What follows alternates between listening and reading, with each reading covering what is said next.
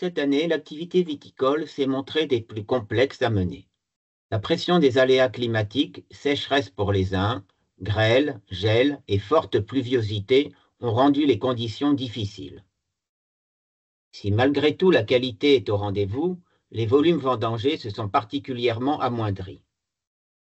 Les chambres d'agriculture participent à des expérimentations pour rendre la vigne plus résiliente face aux aléas climatiques et à la pression sanitaire. Revue de détail sur la viticulture dans le Gard, les vendanges 2024 et ce type de station d'expérimentation avec Anne Sandré, responsable du service viticole à la Chambre d'agriculture du Gard. Peux-tu nous détailler brièvement ce que représente l'activité viticole dans le département? Alors, l'activité viticole, c'est la principale activité agricole, donc qui représente un peu plus de 50 000 hectares de vignes et environ 2300 exploitations viticoles. Si on parle volume, une année moyenne, on est autour de 3 millions d'hectolitres de vin. Et la valorisation du vin, est-ce que c'est en coopérative, en cave particulière? Il y a un peu les deux? Alors, il y a un peu les deux. Il y a une majorité quand même d'exploitants en cave coopérative, en nombre d'exploitants, mais il y a aussi tout un tissu d'activités viticoles sur les caves particulières. Est-ce qu'il y a une grande différence entre les surfaces exploitées par un même viticulteur? Ah oui, alors on peut avoir des toutes petites exploitations, même des doubles actifs, hein, donc qui représentent que quelques hectares et des beaucoup plus grosses exploitations d'une 50aine d'hectares par exemple. Et au niveau de la production viticole, est-ce que c'est plus du vin rouge, c'est plus du vin blanc, c'est plus du rosé? Et est-ce qu'il y a des AOP et des signes distinctifs? Oui, alors on a les 3 couleurs, bien sûr. Après, on a quand même une majorité de production en vin rouge, qui représente d'ailleurs une difficulté économique en ce moment parce que c'est plutôt le vin blanc qui va mieux, mais qui est une minorité dans les volumes. Sinon, on a beaucoup d'AOP. Alors, j'espère que je vais tous les citer pour pas faire de, de jaloux. Mais on a donc les Costières de Nîmes. On a une grosse partie des Côtes-du-Rhône, hein, on ne le sait pas forcément, mais le Gard représente donc une grosse surface en Côtes-du-Rhône. Et on a les vins du Duché d'Uzès et aussi en Languedoc, terre de Sommières. Donc ça, c'est pour les AOP.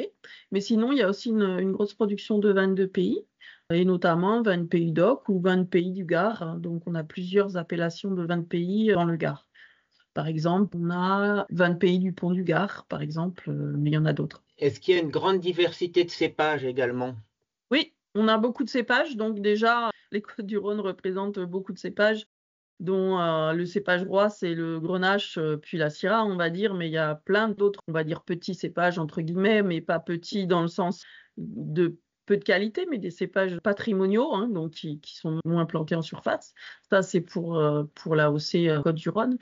Sur les autres AOC, on a souvent aussi le Grenache et la Syrah en fer de lance. Mais on a beaucoup de cépages aussi sur les vins de pays qui sont des cépages moins autochtones, on va dire, comme le Chardonnay, par exemple, très connu, le Merlot, le Cabernet. Voilà, pour ne citer que. Mais donc, ça fait qu'on a tout un panel de cépages très important dans le Gard. Comment se sont déroulées en bref les vendanges 2024 et à quel aléa les viticulteurs ont-ils été soumis? Alors, 2024 pour le Gard, ça n'a pas été du tout l'année la plus sèche, hein. Je ne vais pas dire par là qu'il a plu énormément, mais par rapport à d'autres départements, comme nos amis du 66, les Pyrénées-Orientales, on n'est pas du tout dans ce cas de figure. On a quand même eu relativement d'humidité et de pluie, et même un peu trop au printemps, un peu trop dans le sens où c'est une année mildiou extrême pour nous.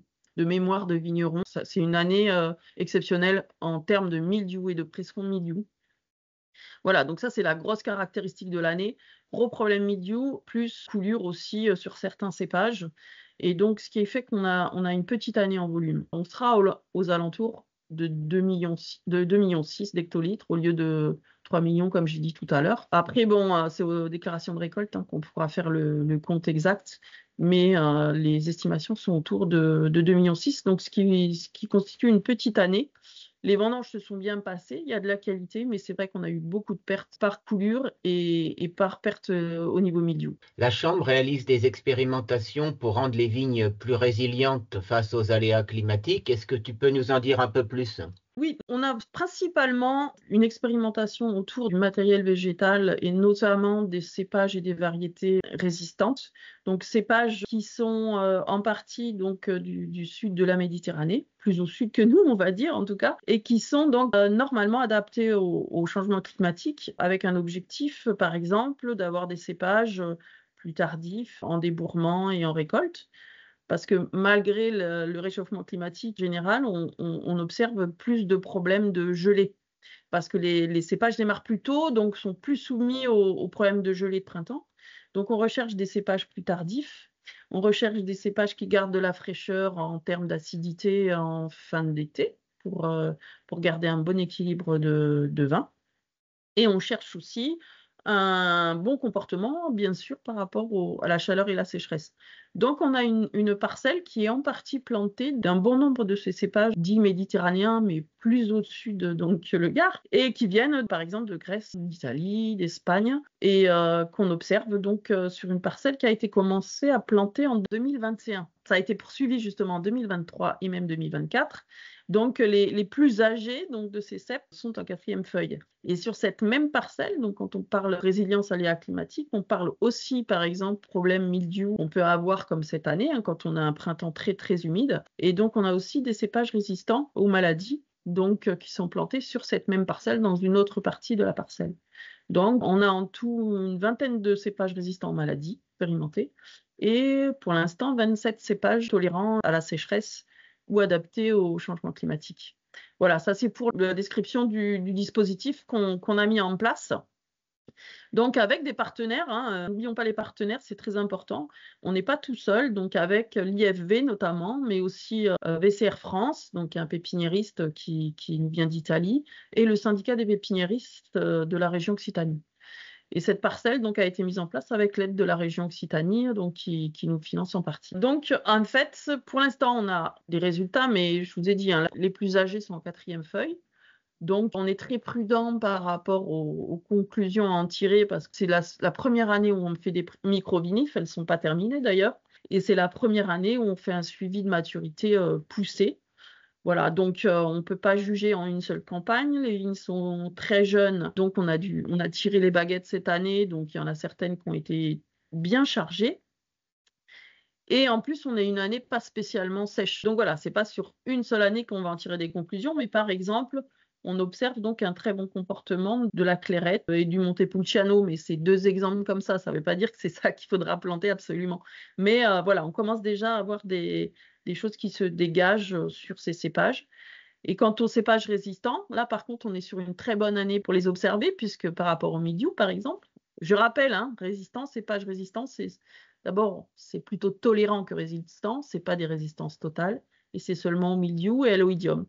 Et donc, on a vu des bons comportements, malgré des conditions assez extrêmes sur le mildiou, sur tous ces cépages-là. Voilà. La parcelle, elle appartient à la Chambre d'agriculture?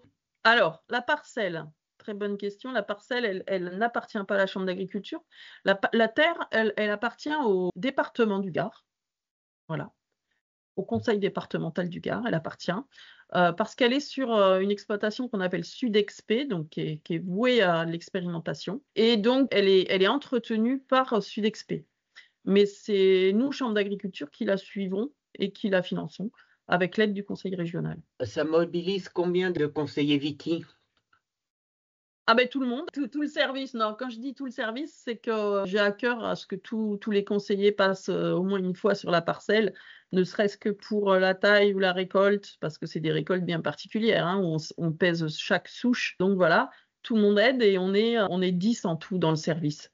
Mais c'est vrai qu'il y en a plus particulièrement deux, dont moi, qui suivent de près les évolutions de ces cépages. Voilà. Ce que je voulais dire aussi, c'est que cette parcelle, elle est très importante et très intéressante pour l'expérimentation, mais aussi pour la démonstration. On a voulu faire une parcelle qui soit visitable facilement par des vignerons. C'est ça aussi le deuxième objectif.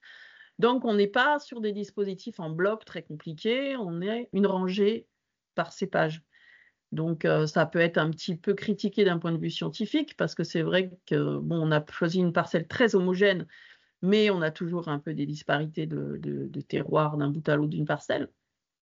Celle-ci a été choisie pour son homogénéité. Mais comme ça, les vignerons peuvent venir, il y a des petits écriteaux à chaque entrée de rang, et venir observer, parce que c'est très important pour un vigneron de voir ce que c'est la vigne, comment elle se tient, si elle a des belles feuilles, des belles grappes, etc.